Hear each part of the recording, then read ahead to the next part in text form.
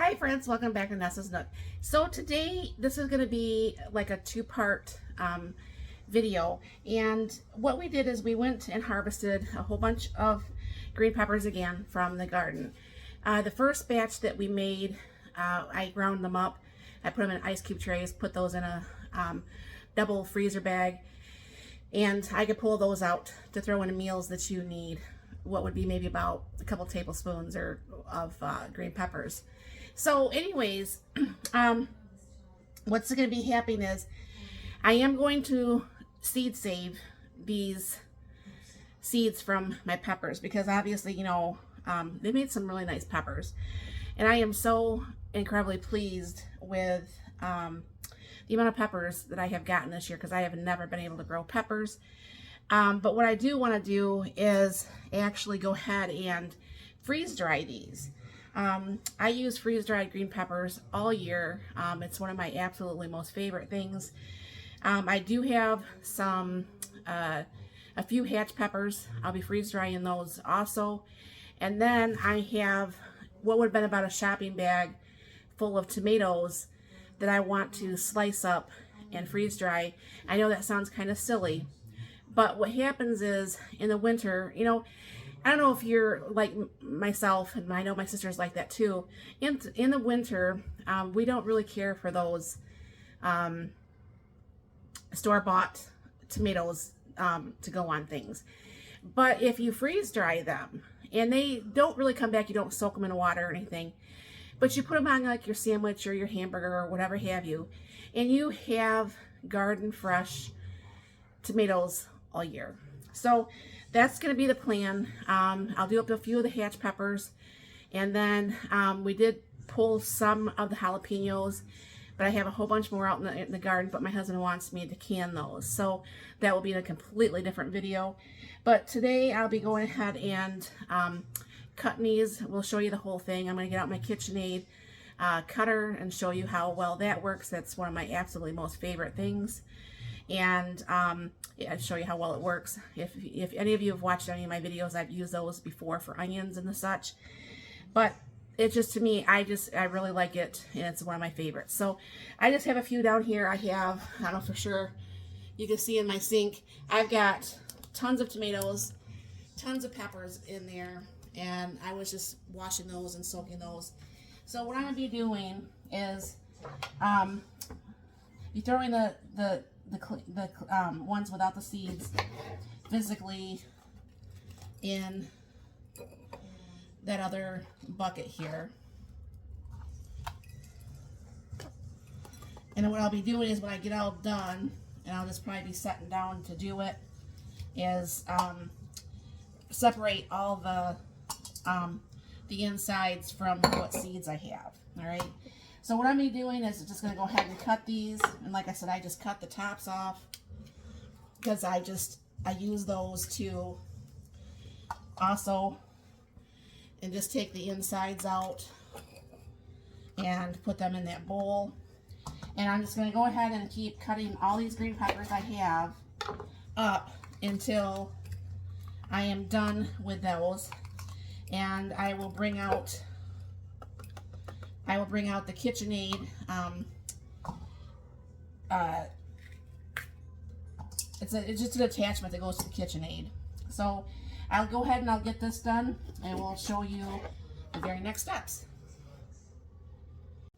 All right, so I've got 46 green peppers in here, and I'm going to show you. This is my favorite attachment for the KitchenAid stand mixer, and it's going to help really dice out these peppers really very easily.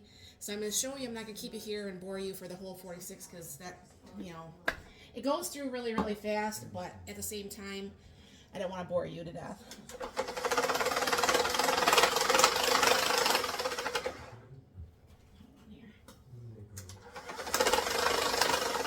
I didn't think that was on there. Hold on, I got to put this back together right. All right, so I got that fixed. So what I just do is I just keep putting this through here. And as you can see, it's just dropping down below here. It takes so much longer to get this fruit or vegetables or whatever you're doing prepped than it does to actually do this. This will probably take what's 4:17 now. I'll see how long this takes us, and I'll be right back. Okay, here's the last of this little bit here. There's a couple that I'm feeding through. It is 4:25.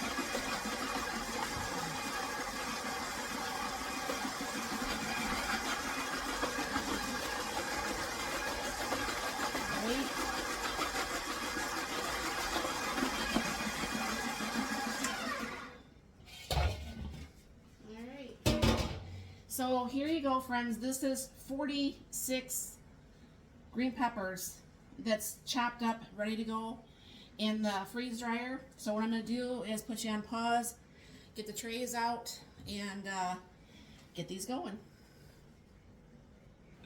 Alright, so I just started the freeze dryer. So you're supposed to freeze that, or pre-cool it. So that's what I'm doing right now. I was really hoping to put the tomatoes in with this batch, but I really don't think there is going to be room. I mean, I'll be really, really shocked if there's going to be any room to go ahead and put the tomatoes. I'm going to have to probably wait for the next batch. And I try not to put this as full as I used to, because it takes a lot longer when you fill up the trays really, really super high. I mean, obviously this is full, but it's not as full as I used to pack it. And I'll just go ahead and keep on packing these, and then I'll show you the next step, putting these in the freeze dryer. Okay, I'm going to go ahead and cut up the hatch peppers, you know, put them through this also, so I can go ahead and take apart and clean up this KitchenAid mixer. One of the reasons why I actually bought the mixer was I like to finely dice my tomatoes, but it doesn't work for dicing tomatoes. It pretty much makes it like salsa, and it doesn't work. So this here, once this dries, this will probably be about a pint maybe of hatch peppers. I'm gonna go ahead and throw those in the same way.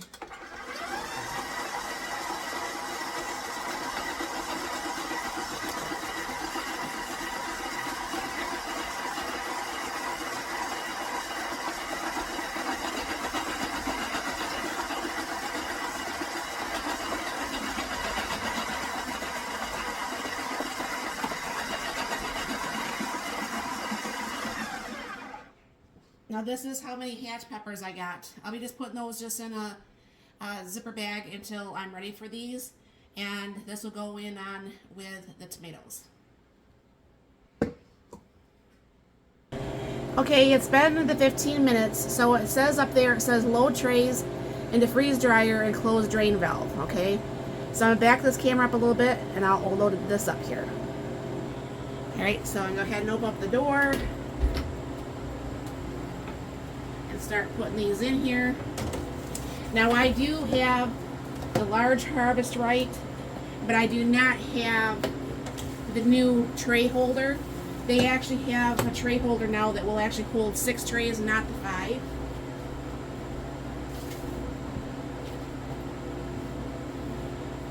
So go ahead and put these all in here.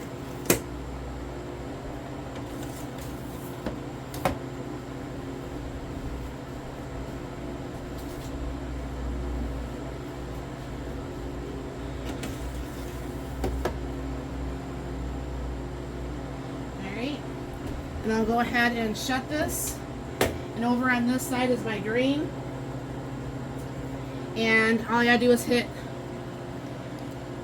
continue now. And if anybody's wondering, I actually have a security camera up here, and I can see from a glance from anywhere I'm at if there's any errors, if there's anything going on. So this is going to take probably a minimum of 24 hours. So this is actually Saturday now, so you'll see this probably ending at sometime on Sunday. But each tray of these will probably make almost a half gallon of green peppers. Now, we still have a whole bunch of green peppers still out, a whole bunch of flowers still out in the garden. So we're not done with peppers by any means, which I'm very thankful for. And then what's going to happen is with the tomatoes, I'm going to have to slice up tomorrow and get that ready to go in there tomorrow after this is done and thawed out. Then I'll show you the whole tomato video. And then with the tomatoes, I'll be putting in that tray of the hatch peppers that I just did. So I think I'm going to have enough tomatoes to do all those. If I don't, I'll cut up a few of my cucumbers and actually freeze dry some of the cucumbers that I want to have for my salad for the winter. So I will be back. I know you guys all say that you wanted to see more freeze dryer videos, and I'm trying to bring you along on the process. It does take a while to do all this, you know, the chopping and everything like that, but it's well worth it, especially when it can stay stable for up to 25 years. And I do prefer the freeze-dried like green peppers and onions versus the dehydrated. Now I still do have quite a few of the dehydrated onions and quite a few of the dehydrated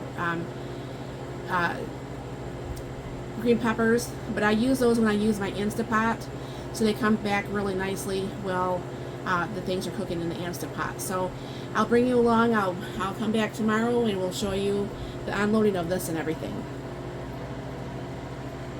Okay friends, I'm back. This has actually went for another 6 hours plus the 24.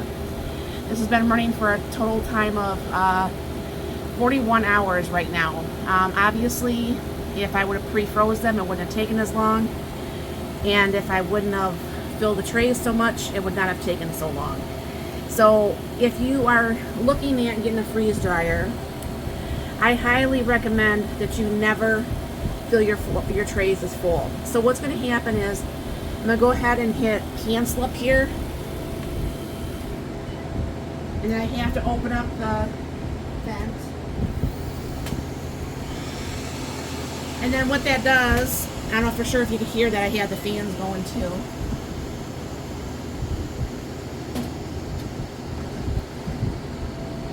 Alright, this will sound like a pressure cooker actually thawing out. Now I do not mess with any of these up here yet because it says no defrost, more dry time and defrost, because I want to make sure this is dry, but I'm almost positive. And let me get one that shows in the camera. This is very, very dry. Okay, so I'm gonna go ahead and I'm gonna pull all these out. I'm gonna bring this over here to the table and I'll be right back. Well, I guess I should probably show you this first. But do you see, like, over here, that's the lines of the ice, all right? Now, that's what actually, I am going to go ahead and put this on defrost because I do want to start with some tomatoes later today as soon as this is defrosted. And then what's going to happen is I have, like, I have to find it first. I haven't used this in a minute.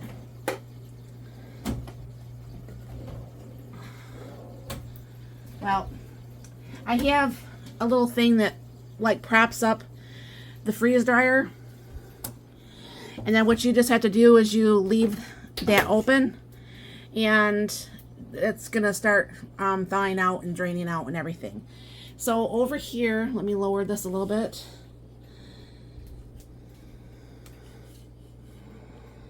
All right, I have my big 2.5 gallon bag here. And what I just usually do, especially like if I'm in a hurry like I am right now, I will just toss them into the big 2.5 gallon bag. Alright? And then what's going to happen from there is I will put these either in the ½ gallon containers, or I will put them in the Mylar bags and get those sealed up and get those ready to go. Air is definitely not a friend to anything that's freeze dried. So it's very important. Hopefully I'm not blocking.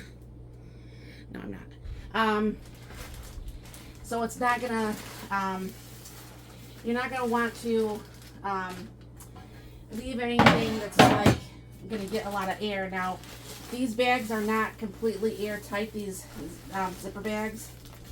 However, it's gonna do a good enough job until I can get to this later today after I get out of work. So what I usually do is, I don't know for sure if you can see that, let me put that down a little bit, is I leave a little bit of the window open there, and I just kind of like roll this,